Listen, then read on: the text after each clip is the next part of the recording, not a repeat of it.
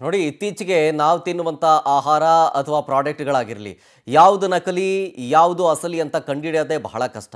ಹಾಗೆ ನಂದಿನಿ ತುಪ್ಪ ನಕಲಿಯನ್ನು ಮಾಡಿ ಮಾರಾಟ ಮಾಡ್ತಿದ್ದ ಜಾಲ ಕೂಡ ಪತ್ತೆಯಾಗುತ್ತಲ್ಲ, ಅದು ಎಲ್ಲಿ ಬೆಂಗಳೂರಿನಲ್ಲೇ ಪತ್ತೆಯಾಗಿದ್ದು. ಈಗ ಈ ನಕಲಿ ತುಪ್ಪದ ದಂಧೆಯ ಹಿಂದೆ ಮತ್ತೊಬ್ಬ ಕಿಂಗ್ ಪಿನ್ ಇದ್ದಾನೆ. ಆತನ ಹೆಸರು ಶಿವಕುಮಾರ್ ಅಂತ. ಈ ಕಿಂಗ್ ಪಿನ್ ಶಿವಕುಮಾರ ಬೆನ್ನತ್ತಿರೋದು ಸಿಸಿಬಿ ಪೊಲೀಸರು. ನಕಲಿ ತುಪ್ಪವನ್ನ ಮಾರಾಟ ಮಾಡುವಂತಹ ದಂಧೆಯ ಕಿಂಗ್ ಪಿನ್ನೇ ಈ ಶಿವಕುಮಾರ್. ಈತನನ್ನ 2021ರಲ್ಲೇ ಮೈಸೂರು ಪೊಲೀಸರು ಈತನನ್ನ ಅರೆಸ್ಟ್ ಮಾಡಿದ್ರು, ಜೈಲ್ಗಟ್ಟಿದ್ರು.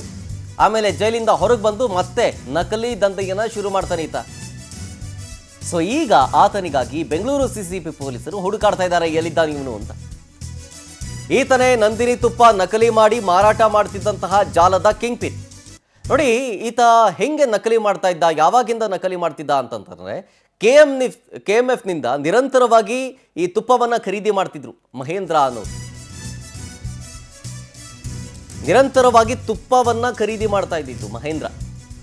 ಆದ್ರೆ ಲಾಸ್ಟ್ 2 years ಇಂದ ಅದೆಷ್ಟು ಖರೀದಿ ಮಾಡ್ತಿದ್ನೋ ಅದರ ಪ್ರಮಾಣವನ್ನ ಕಡಿಮೆ ಮಾಡ್ತಿದ್ದ. ದಿನೇ ದಿನೇ ಖರೀದಿ ಪ್ರಮಾಣವನ್ನ ಕಡಿಮೆ ಮಾಡ್ತಿದ್ದ.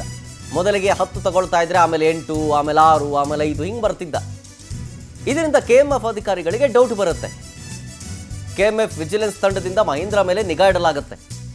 ಆಗ ವಿತರಕ ಮಹೇಂದ್ರನ ಕಳ್ಳಾಟ ಗೊತ್ತಾಗುತ್ತೆ.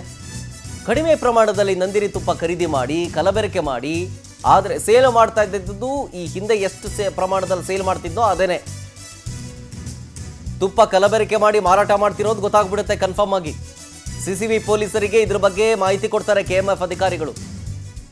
ನಕಲಿ ಜಾಲದ ಬಗ್ಗೆ ತನಿಖೆಯನ್ನ ತೀವ್ರಗೊಳಿಸ್ತಾರೆ ಸಿಸಿಬಿ ಪೊಲೀಸರು ಆ ಮಹೇಂದ್ರನನ್ನ ಹಿಡಿದು.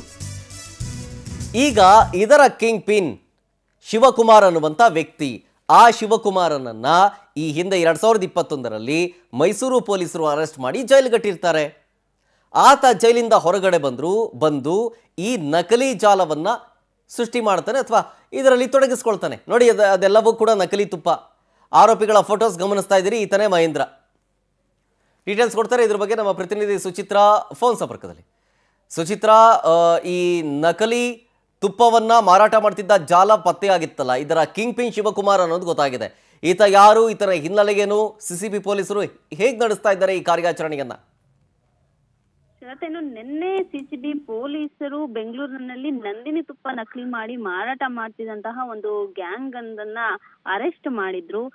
ಮಹೇಂದ್ರ ಅನ್ನೋರು ಚಾಮರಾಜಪೇಟೆಯ ನಂಜಾಂಬ ಅಗ್ರಹಾರದ ಬಳಿ ಶ್ರೀ ಕೃಷ್ಣ ಎಂಟರ್ಪ್ರೈಸಸ್ ಹಾಲಿನ ಉತ್ಪನ್ನ ಮಾರಾಟ ಮಳಿಗೆಯನ್ನ ಇಟ್ಕೊಂಡಿರ್ತಾರೆ. ಕಳೆದ 2 ವರ್ಷಗಳಿಂದನೂ ಕೂಡ KMF ನಿಂದ ಮಹೇಂದ್ರ ನಂದಿನಿ ಪ್ರಾಡಕ್ಟ್ ಗಳನ್ನ ಖರೀದಿ ಮಾಡ್ತಿರ್ತಾರೆ. ಆ ನಂತರದಲ್ಲಿ ಇಲ್ಲಿ ತುಪ್ಪವನ್ನ ಖರೀದಿ ಮಾಡ್ಕೊಂಡು ತಮಿಳುನಾಡಿನಲ್ಲಿರುವಂತಹ ಧರ್ಮಾಪುರಿಗೆ ಈ ಒಂದು ತುಪ್ಪವನ್ನ ಸಾಗಾಟ ಮಾಡಿ ಅಲ್ಲಿ ಒಂದಿನ ಗೋಡೌನ್ ನಲ್ಲಿ ನಕಲನ್ನ ಮಾಡ್ತಾ ಇದ್ದ. 1 ಲೀಟರ್ ನಂದಿನಿ ತುಪ್ಪಕ್ಕೆ 4 ಲೀಟರ್ ಫಾರ್ಮ್ ಆಯಿಲ್ ಅನ್ನ ಕಲಬೆರಕೆ ಮಾಡಿ ವ್ಯವಸ್ಥಿತವಾಗಿ ನಂದಿನಿ ತುಪ್ಪದ ಪ್ಯಾಕೆಟ್ ತರನೇ ಪ್ಯಾಕ್ ಮಾಡಿ ನಂತರದಲ್ಲಿ ಮತ್ತೆ ಕರ್ನಾಟಕ ಬೆಂಗಳೂರಿಗೆ ತೆಗೆದುಕೊಂಡು ಬಂದು ಇಲ್ಲಿ ಮಾರಾಟವನ್ನ ಮಾಡ್ತಾ ಇದ್ದಂಥದ್ದು ಸದ್ಯ ಸಿಸಿಬಿ ಪೊಲೀಸರು ತನಿಖೆ ವೇಳೆ ಪಡೆದುಕೊಂಡು ಸದ್ಯ ಮಹೇಂದ್ರ ಹಾಗೆ ಅವನ ಮಗ ಆಗಿರುವಂತಹ ದೀಪಕ್ ಗೌಡನನ್ನ ಈಗಾಗಲೇ ಬಂಧನ ಮಾಡಿದ್ರು.